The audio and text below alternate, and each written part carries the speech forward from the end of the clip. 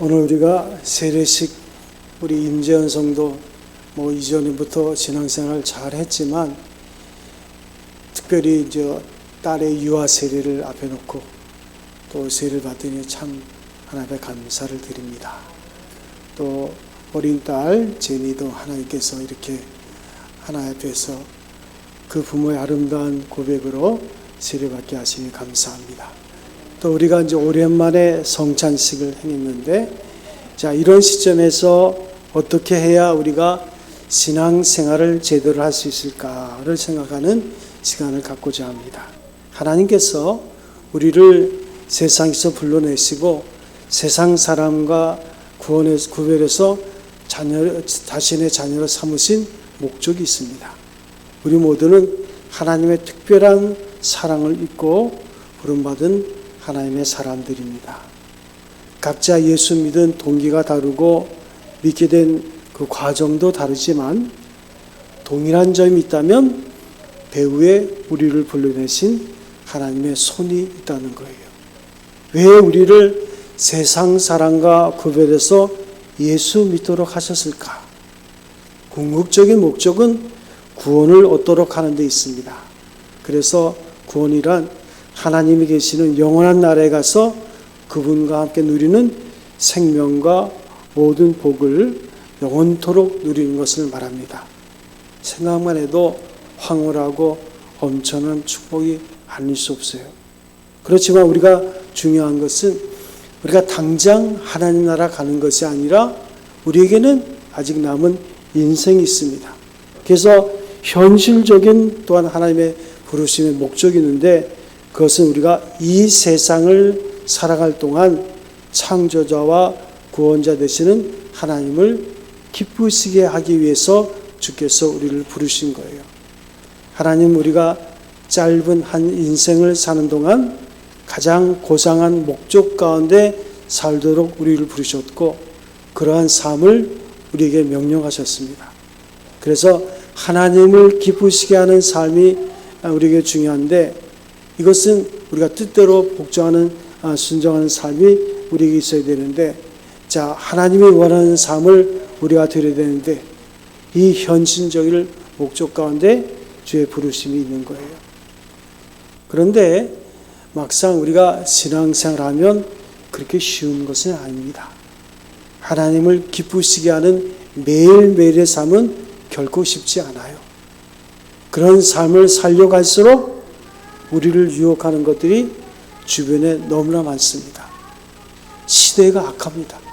며칠 전에 우리가 그 뉴스를 보더라도 강남 한복판에서 40대 여인이 납치를 당하고 살해를 당했는데, 물론 더 조사해서 결과가 나와야 되겠지만 일단은 그의 재산 50억 재산을 노린 그 젊은이들의 오랫동안 계획 속에 이루어졌다, 그러지 않습니까? 악한 세상을 살고 있어요. 또한 우리를 유혹하는 많은 것들이 있습니다. 우리 주변을 보세요. 사람들은 점점 바빠지고 경쟁도 살벌해집니다. 이런 세상에서 남에게 뒤떨어지지 않으려고 애쓰다 보면 하나님을 기쁘시게 하는 일은 점점 멀어지고 모든 것이 나의 생각 속에서 맴돌고 다른 목적을 향해 뛰다 보면 금방 10년, 20년이 흘러가는 거예요. 이런 유혹 많은 세상에서 날마다 하나님을 기쁘시게 하는 삶도 만만치 않고 천국까지 가는 길은 더욱더 험난하게 여겨집니다. 그러다 보면 자연히 변덕이 많은 신앙생활을 하기 쉽습니다. 유혹이 없을 때는 교회도 열심히 나오고 성경도 읽어보려고 애를 쓰고 안 믿는 사람 만나면 전도도 하면서 나름대로 열심을 기울입니다. 그런데 어떤 유혹이 와서 자신도 모르게 꽝 하고 쓰러져 버리면 성경도 기도도 팽개쳐버리고 나중에는 술도 한 잔 마셔보면서 이제 하고 싶은 대로 다 해버리는 거예요. 한마디로 신앙생활에 일관성이 없어져 버립니다. 혹시 여러분 가운데도 이런 신앙생활에 젖어 있었던 그런 경험이 있습니까? 기분에 따라서, 여건에 따라서 신앙생활하는 분들은 오늘 조용히 내 자신을 돌아보기를 바랍니다. 신앙생활은 일관성이 있어야 되는 거예요. 처음부터 끝까지 마음가짐과 태도를 가지고 계속 나가야 되는 거예요. 이런 신앙 태도를 하나님께서 기뻐하십니다. 이것은 신앙생활 한 데만 적용되는 법칙은 아니에요. 세상에서도 똑같습니다. 우리가 이렇게 인간관계에 있어서 일관성이 없고 변덕이 심한 사람을 누가 좋아하겠어요? 아침 저녁으로 마음이 바뀐다면 어떻게 사람을 믿고 신뢰관계를 유지할 수 있겠습니까? 인간관계가 다 파괴되고 마는 거예요. 그런 사람 곁에는 사람이 있지를 않는 거예요. 그래서 홀로 외로운 거예요. 사업도 마찬가지죠. 사람들에게 인정받으려면 어떤 원칙과 목적이 분명하고 보기에도 끄떡일 만큼 믿어주만 할 때 그 사업이 잘 되는 것이지 기분대로 사업만 한다면 성공하지 못합니다. 우리가 가전제품 하나를 살 때에도 어떤 브랜드인가를 먼저 보잖아요. 그 브랜드는 믿을만 하니까 우리가 그것을 사는 거예요. 세상에서도 이런 일관성을 요구하는데, 자, 여러분 삶을 한번 생각해 보세요. 일관성이란 변덕스러운 기분이나 갑작스러운 변화나 일시적인 유행과는 거리가 먼 꾸준함을 가리키는 일입니다. 내 기분이나 세상 돌아가는 것과는 관계가 없어요. 어떤 변화가 일어나도 나와는 무관한 거예요. 그래서 하나님을 향한 내 마음 자세는 꾸준해야 됩니다. 항상 동일해야 되는 거예요. 우리의 하여금 곁길로 가게 하는 세상에서 모든 유혹에 밤이고 낮이고 제자리에 있게 만드는 것, 이게 일관성입니다. 오늘은 물론이거니와 내일도 어제처럼 나로 하여금 행동하게 하는 이것이 일관성입니다. 많은 사람들이 피곤해하고 짜증을 느끼는 상황에서도 흔들리지 않고 견고한 태도, 이것이 일관성이에요. 신앙생활을 이와 같은 태도로 견지할 때 우리 자신도 은혜를 받고 또 많은 사람들에게 축복의 통로가 되는 거예요. 예수님을 보세요. 예수님은 항상 일관성을 가지고 대해주시기 때문에 우리가 그분을 사랑하고 그분을 찾습니다. 끝까지 사랑하셨어요. 심지어는 가로신 유다도 끝까지 사랑하셨어요. 제일 먼저 그의 발을 씻기셨어요. 이게 예수님 마음이에요. 어제나 오늘이나 영원토록 동일하십니다. 변하지 않으세요. 그러므로 내가 필요할 때도 항상 그분은 그 자리에 계시고, 내가 필요치 않다고 생각하는 순간에도 변함없이 그 자리에 계십니다. 그러므로 언제나 우리는 그분을 찾으면 만날 수 있어요. 이것이 예수님의 일관성입니다. 그렇기 때문에 예수님도 우리를 향해서 그와 같은 일관성을 가지고 자신을 찾기를 원하시는 거예요. 자신을 경배하기를 원하십니다. 오늘도 우리가 주일날 하나님 앞에 나와서 예배했습니다. 지난 주일날 예배에서도 오늘 또 나오는 거예요. 늘 우리는 거룩한 주일로 하나님 예배하는데 이 주일을 가장 잘 지키는 민족이 누굴까요? 유대인들입니다. 그러니까 유대인들이 모든 분야에 있어서 음악이니 경제니 모든 데서 탑을 유지하고 있잖아요. 그게 우연히 이루어진 게 아니에요. 이제 유대인과 같은 탑을 유지하는 분들이 진정한 크리스찬, 그들은 항상 탑을 유지합니다. 그래서 제가 그런 말씀 드렸잖아요. 세계에서 최고의 부자, 거기에 비교해서 좀 안 됐긴 했지만 부자를 항상 얘기할 때 1위에서 300위부터 얘기하는데 거의 80%는 크리스찬입니다. 그래서 우리가 신앙생활을 잘하면 우리 자신뿐만 아니라 다른 사람에게도 진정한 복 있는 자의 삶이 되는 거예요. 오늘 성경은 이제 시정일관 하나 앞에 성실하면 몇 가지 실천해야 될 것을 말씀하고 있는데, 첫 번째는 부지런해야 된다 그랬어요. 11절에 보면 우리가 간절히 원하는 것은 너희 각 사람이 동일한 부지런함을 나타내어 끝까지 소망의 풍성함에 이르라 그랬어요. 12절에도 게으르지 말라 그랬어요. 사람이 부지런해야지만 일관되게 신앙생활을 할 수 있습니다. 로마서 12장 16절에도 부지런하여 게으르지 말고 열심을 품고 주를 섬기라. 예수 믿고 나면 게으름이 뿌리째 뽑혀야 되는 거예요. 그리스도 안에서 새로운 피조물이 되면 내 몸에 익었던 게으른 습관이 나중에는 파기되어 버립니다. 그럴 때 그 사람을 이끌어서 새로운 피조물이라 이렇게 말합니다. 영혼은 새로워졌는데 몸은 여전히 게으르다면 그 사람은 완전히 변화받은 사람이 아니에요. 내가 이렇게 주님을 섬기겠다, 나는 주님이 기뻐하시는 일을 이렇게 열심히 매일 하겠다, 100번 일기를 쓰고 결심해도 게을러서 실천하지 못하면 그 다음부터 다시 원점으로 돌아가는 거예요. 하나님은 게으른 사람을 미워하십니다. 잠언에 보면, 우리의 교훈 가운데 보면 아무튼 성실한 자가 부유하게 될 것을 말씀하고 있어요. 무엇이든지 일사불란하게 신앙생활을 하려면 부지런해야 되는 거예요. 예수 믿는 사람들은 얼마나 바빠야 하는지 모릅니다. 우리는 세상 사람과 경쟁하고 있잖아요. 그들에게 뒤떨어지면 안 돼요. 그런데 우리는 그들보다 시간을 더 많이 사용해야 하는 일들이 있어요. 바로 신앙생활입니다.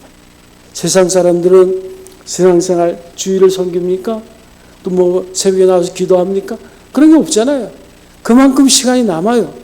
그래서 자기가 하고 싶은 일에 그만큼 집중할 수 있습니다. 그러나 우리는 그들에게 떨어지지 않기 위해서 그들과 똑같이 열심히 하면서 교회에 와서 말씀을 듣고 또 봉사를 하고 예배에 참석하고, 그래서 예수 믿는 사람들이 제대로 신앙생활을 하려면, 그리고 사회 사람들에게 지져지지 않으면 두세 배로 부지런해야 되는 거예요. 또한 두 번째로 풍성한 소망이 있어야 됩니다. 본문 11절에 보면 끝까지 소망의 풍성함에 이르라 그랬어요. 소망은 인간의 삶에 있어서 생명과도 같습니다. 험한 쇠파에 떠내려가지 않도록 우리의 삶을 붙잡아주는 것이 소망입니다. 그래서 하나님을 섬기는 성도는 어떤 환경과 역경에 몰아친다 할지라도 결국 낙심하지 않는 거예요. 낙심은 하나님이 주시는 성실한 신앙인의 태도가 아닙니다. 무슨 일을 만나든지 우리는 항상 하나님의 소망을 가져야 돼요. 다시 말해서 하나님과의 교제에 있어서 우리가 낙심한다는 것은 그 교제에 이상이 생겼다는 증거입니다. 생각해 보세요. 주님께서 로마서 8장 28절에 말씀하시잖아요. 주를 사랑하는 자, 곧 그 뜻대로 부르심을 입은 자들에게는 모든 것이 합력하여 선을 이룬다. 당장은 좀 불편해 보이지만 결국은 선을 이루신 하나님, 전능하신 하나님을 바라볼 때 언제나 우리는 소망과 용기를 잃지 않게 되는 거예요. 그리고 그 꿈대로 이루어지는 겁니다. 또한 우리가 일관성 있는 신앙생활을 하려면 인내해야 됩니다. 12절에 보면 믿음과 오래 참음으로 말미암아 약속들을 기업으로 받는 자들이라 그랬어요. 이 본문의 내용은 특별히 아브라함을 중심에 두고 하는 말인데 15절에 보면 저가 이와 같이 오래 참아 약속을 받았느니라. 야고보서 1장 4절에도 인내에 대해서 말씀하고 있습니다. 여러분, 신앙생활 잘하기 원하십니까? 일관성 있는 신앙생활을 해서 하나님을 기쁘시게 하기를 원하십니까? 그러면 정말 오래 참을 줄 알아야 돼요. 기도 응답이 없어도 오래 참을 줄 알아야 됩니다. 예수를 잘 믿는데도 좋지 못한 일이 일어날 수 있어요. 그럴지라도 오래 참고 끝까지 하나님만 바라볼 수 있어야 돼요. 요즘은요, 인내심에 대한 것이 참 어려워요. 옛날에는요, 약이 없어가지고 손가락만 아파도 그냥 2, 3일을 끙끙 앓으며 견뎠습니다. 다른 대안이 없었어요. 치통이 있어도 진통제가 없으니까 이를 악물고 그냥 견뎠어요. 그러니까 자신도 모르게 고통을 이기려는 저항력이 생긴 거예요. 그런데 요즘은 안 그래요. 그런 뚝심이 없어졌습니다. 내가 조금만 아파도 사리돈 하나 먹으면, 그러죠? 그러면 그냥 고통이 순식간에 사라지는 거예요. 그러니까 자연의 신앙생활에도 그런 영향력이 무언가 이제 주는 거예요. 그래서 기도 생활 하다가도 마음에 안 들면 중단해 버리고, 성경을 읽다가도 별다른 것이 없으면 참지 못하고 덮어버리는 거예요. 신앙생활은 인내입니다. 그래서 성경을 보면 인내를 온전히 이루라는 그런 말씀도 있는 거예요. 인내하지 못하면, 끝까지 견디지 못하면 환난이나 고난을 이길 수 없어요. 성공한 사람들의 특징이 있습니다. 그들은 어느 시점까지는 엄청난 고난이 있었어요. 역경이 있었어요. 그러나 그들이 참고 견딜 때 고난 뒤에 숨겨진 축복들이 그들에게 임하는 거예요. 끝까지 참는 자가 승리하는 줄로 믿습니다. 끝까지 참으면서 그런 자가 시종일관 하나님을 기쁘시게 할 수 있고, 여러분 자신도 복 있는 자의 삶을 살게 되는 거예요. 사랑하는 성도 여러분, 우리가 게으르지 아니하고 소망 가운데 인내하면서 시종일관 하나님을 섬기라는 자에게 하나님은 복된 인생을 허락해 주신 줄로 믿습니다. 그래서 이사야 26장 3절에 주께서 심지가 견고한 자를 평강으로 지키시리니 이는 저가 주를 의뢰함이니이다. 쉽게 말하면 하나님 앞에 시종일관 견고한 자세로 신앙생활을 하면 하나님께서 하늘의 평강을 부어주시고 또 부어주시겠다는 거예요. 이런 축복을 누리는 성도 여러분 다 되시기를 주님의 이름으로 축원드립니다. 이 시간에는 우리